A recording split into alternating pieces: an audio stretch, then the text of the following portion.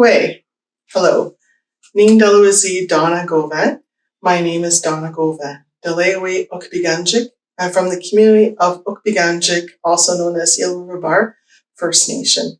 I work with MMIWG mental wellness team in 5 of our communities in our Mi'kmaq area, and I work with the missing and murdered Indigenous women and girls and Two-Spirited project. So my role as awareness and prevention coordinator is to spread the awareness about this national crisis.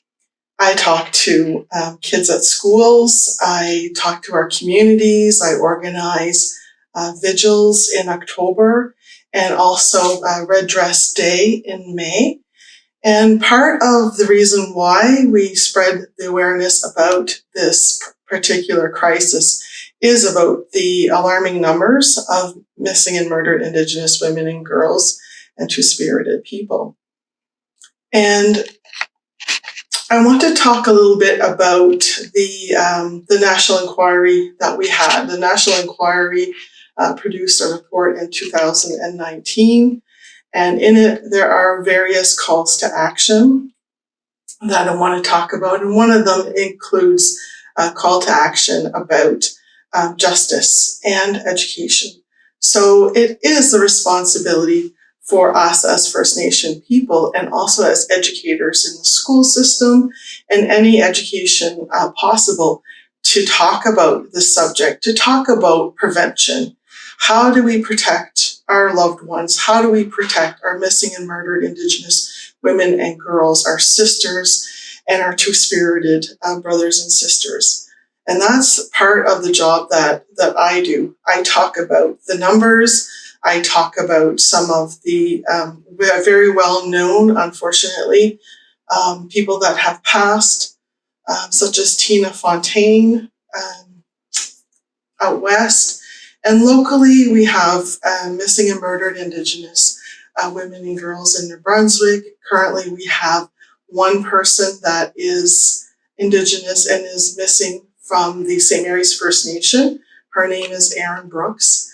And what I would encourage people to do is to spread the awareness, find out the facts. There is a lot of information on the website for the missing and murdered Indigenous women and girls on the... What website is that? I'll have to give a link to that website. I don't know it off the top of my head, but there's a lot of information out there. And when you come across a post, let's say on Facebook or any social media, TikTok, what have you, please share. The more that we share for the families of the missing and murdered Indigenous women and girls and Two-Spirited, that's the biggest message that I can give today, is to share those pictures, share the information, and, say their names so that they don't go unnoticed. Okay. Now, I notice you're wearing the red dress earrings. For those that don't know, can you please explain the significance of that? Sure. These red dress earrings were actually gifted to me by an artist from the Mi'kmaq Child Development Center, and they were a fundraiser for the center, and part of the proceeds going to Red Dress. So the Red Dress project or campaign, if you will, was started by an artist. Her name was Jamie Black, and she hung red dresses outside as a display. And we do that in the month of May, around May 4th, May 5th. So the red dresses represent the women that are missing, the women that didn't come home, the Two-Spirited people that didn't come home. So it raises that awareness, and we encourage people to, when you look around in some municipalities, I know in Miramichi, MMIWG has red dress signs, red tie signs, what have you, to spread that awareness about this issue. So that's a symbol for the missing and murdered Indigenous women and girls. Now, would it be acceptable for someone who's non-Indigenous to participate in this by displaying a red dress? Yes, by all means. Part of the awareness that I spread, I have red dress signs that I have given to areas around here. I think I gave one to the library and one actually at town hall to display during that week or any time. We prefer the more that it's spread, the more visibility, the more people talking about it, and what can we do, you know? Okay. Now, you also said you deal with the numbers. Could you give me like a ballpark idea of what the numbers are? Okay, sure.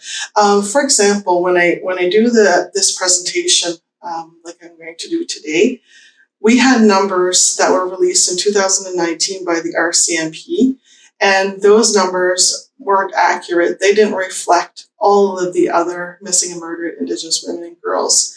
So around that time, the Native Women's Association of Canada, they released information from their database. So these are people that have reported missing and murdered women, but not necessarily reported to the police. So one of the numbers around that time of 2020, I'm guessing, it was over 4,000. And that's just the ones that we're aware of. So there are many more. There are many more that don't go reported.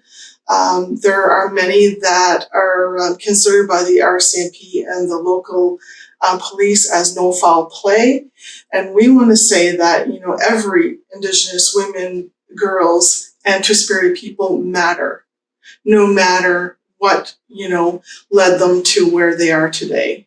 And that every case deserves closure, every case deserves to be investigated, and part of the role that we play is pushing that, you know, that issue. Okay.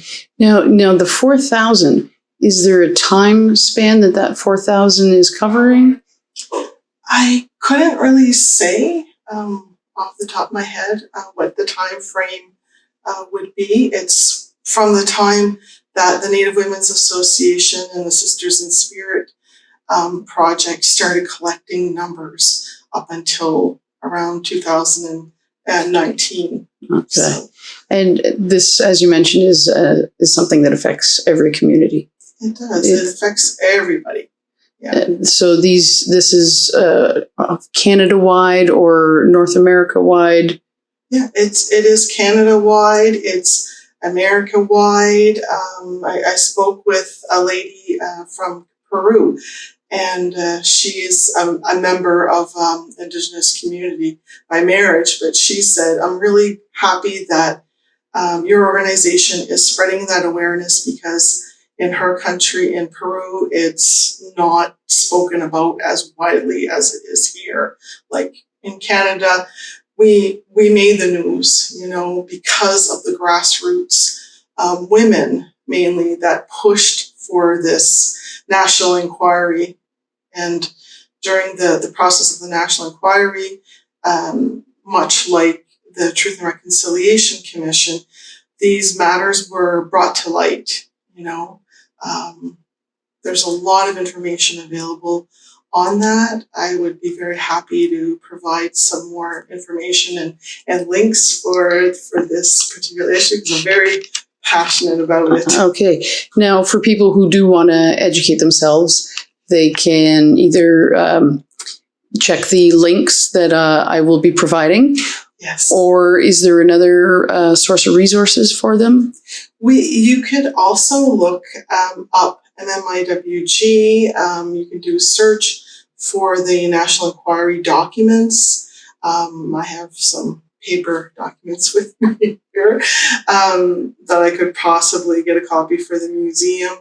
I have a lot of information. If anybody wants to contact me for further information, I'd be happy to point out some of those resources. MMIWG Mental Wellness Team does have a Facebook page where we have information. Could you spell that for us? Sure. MMIWG, it means working together. It's MAWLUGUTINEG.